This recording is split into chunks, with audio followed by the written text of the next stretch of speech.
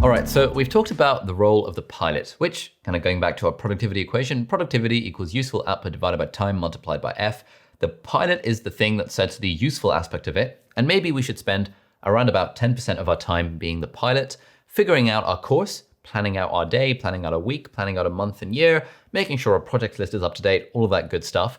Let's now talk about the plane. And the plane is probably the most important part because we are the plane.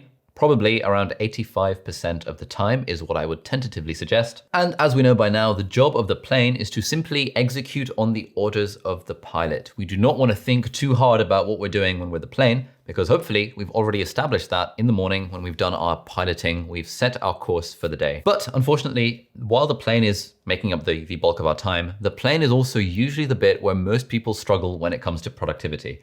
So the plane has three functions. The plane needs to take off, safely. The plane needs to stay the course and not get distracted along the way.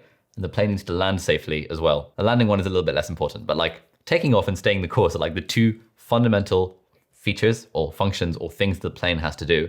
Unfortunately, those are also the two things that most people struggle with the most. Taking off, for example, is always an issue because we feel we don't have the motivation to take off.